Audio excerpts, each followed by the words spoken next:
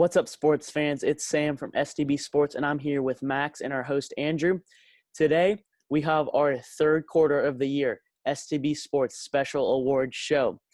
Andrew, would you like to get into it? I would. Let's do it. All right. So first, we have the worst coach of the year award. I don't really need to say much. The name is pretty self-explanatory. So. All right. So right up off the bat, we have Mike McCarthy of the Cowboys and Adam Gase of the New York Jets. Now, I'm sure Sam wants to tell you about Adam Gase, so I'm going to take Mike McCarthy as the worst coach of the year, mostly because of how good this team was last year. Now, they weren't great, but they were decent. They had a great offense, and Mike McCarthy has just dragged them down. They now have a 3-8 record, and they have one of the worst defenses in the league. At one point, they had one of the worst defenses of all time. So I cannot imagine that Mike McCarthy is going to be sticking around in Dallas for too long. That's my pick for worst coach of the year. Yeah, he never should have left Green Bay. That was the end of his probably promising coaching career, I'd say. All right, now we have to get into the worst coach in the NFL, Adam Gase. I cannot say enough about how bad of a coach this man is. First of all, let's talk about an 0-11 record, one of the worst NFL teams I have ever seen in my life. This man is a disgrace of a coach. First of all, his play calling is absolutely terrible. He puts his quarterbacks in a very terrible position. He might have just ruined Sam Darnold's career, and he had a very promising career. Second of all, his defense, he does not – oh, my God. There's just so much to say about Adam Gase. I'm not going to go too much in depth about it, but he needs to be fired at the end of the year, or he needs to be fired as soon as possible. I can't imagine them keeping him around for more than another year.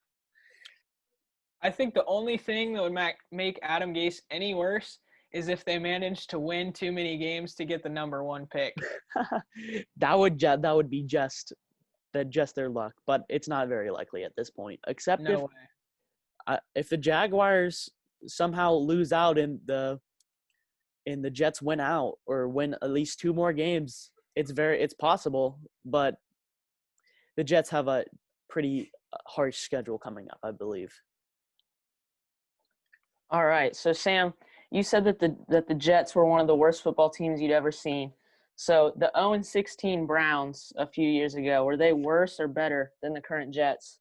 I'd say I don't know. It's kind of hard to say. So obviously the two worst teams in NFL history, the 0-16 Lions in 2000 and was it 2008 or 2012? I believe it was 2012. I don't remember which one it was. It was one of those though. So it was 2008. It was 2008. So the 2008 Lions and the 2017 Browns, those were the two worst teams I've seen play in my lifetime. And I'm gonna have to say this team might be a little bit worse. I have to say the Browns were probably the most talented roster out of those three. The Jets have the least talented in the worst play calling. They have literally zero weapons besides Jamison Crowder. Their running back is 42 years old. Their starting running back is 42 years old. Much love to Frank Gore, but he is just way past his prime. I just pray that the Jets can squeeze out a single win to give this man a win to end his career. Okay. All right. So next up, we have the least valuable player.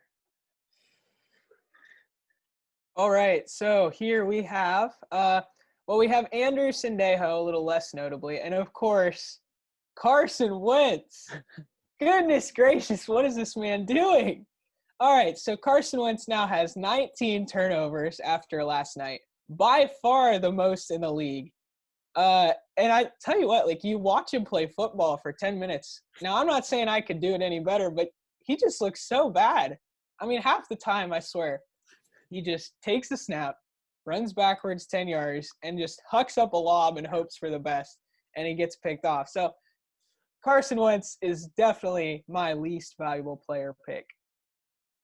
I would definitely agree with you. But now let's talk about Andrew Sandejo a little bit. So, first of all, he is just aging very fast. I believe he is 33 years old. Um, First of all, his only one of his most notable statistics is one pass defense the entire season for a safety that is extremely low, and I believe he has 40 tackles on the season, which is also fairly low for a safety.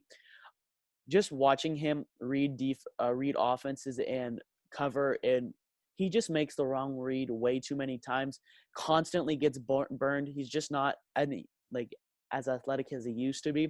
He used to be a fairly decent safety in his heyday, but at the current moment, he just gets burned almost all the time. He's such a liability on the Browns defense. One of the reasons why they're one of the worst secondaries in the NFL right now.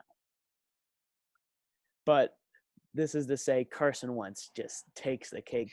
I do think it's not 100% his fault, because we had seen him perform at a very high level in 2017 when he almost won MVP despite his injury at the end of the year.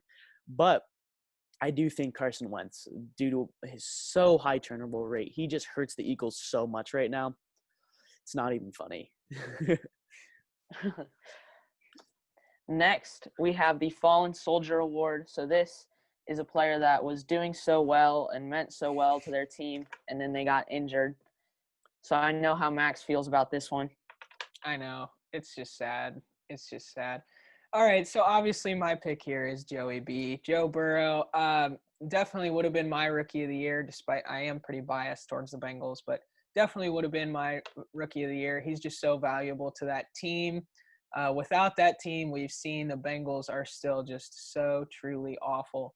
So at this point, my honest hope for him, I'm really hoping that his knee is going to be able to heal up to 100%, and he's going to be able to keep going out there and playing the way he wants to. So it's really sad to see him go down, and I'm really hoping that he comes back to 100%. I totally agree with you, Max. Just seeing both of these guys' injuries were just so horrific, especially because how young both of these players are. Joe Burrow is in his first season. Dak Prescott is just a few years into his NFL career, and Dak Prescott was putting almost MVP-like numbers up for that Cowboys team, even though they still had a bad record at the time of his injury.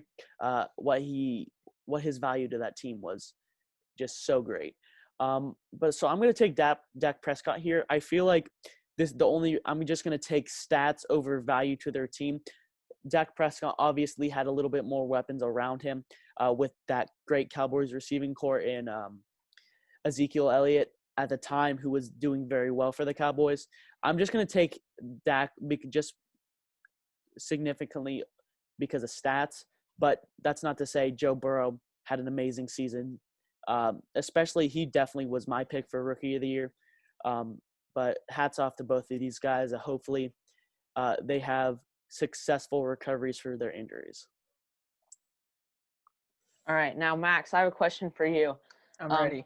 At this point, are you just hoping that the Bengals kind of tank and lose all their games so that maybe Joe Burrow can come back to a slightly better team for draft picks?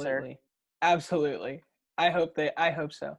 Mostly because I think there's a lineman, a tackle from Oregon named Sewell, I think is his name, and I'm hoping the Bengals can get him. So, gotcha.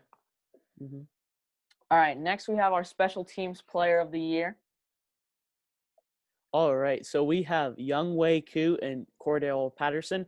So my choice, I feel like this is pretty obvious. I'm going to go with Younghoe Koo. Man has been an absolute stud this year. I know all my fantasy players who have him on his team love this man. He has been absolutely amazing, especially accuracy. He's 29 for 30 on field goals for the year, 6 for 6, 50-plus yard field goals, which is an absolute insane stat. Though he's a little bit lacking on the extra points, he's just been an absolutely great pickup for the Falcons, especially seeing his journey. He came from the AAF, and then he played with the Falcons last year, and now he is just breaking out. He's great kicker. Max? Yeah, I think I agree. I think Younghoe Koo is definitely the special teams player of the year, but I would still like to give a shout out to Cordero Patterson. Cordell Patterson for the Bears now.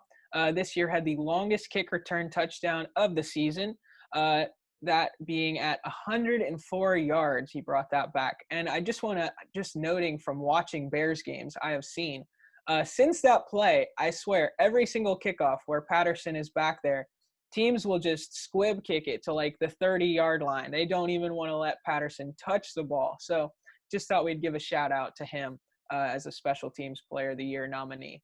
Yeah, and one thing I want to say is how good Cordell Patterson has been as kind of a Swiss Army knife for the Bears. They use him almost as a running back sometimes. They put him in the slot sometimes. He's just been absolutely amazing for the Bears this year, kind of like a jack of all trades for them. All right. So next, we have the cutest couple on offense. So basically what this means is the best dynamic duo or duo in general for the offensive side of the ball. So we have Patrick Mahomes and Travis Kelce and Nick Chubb and Kareem Hunt.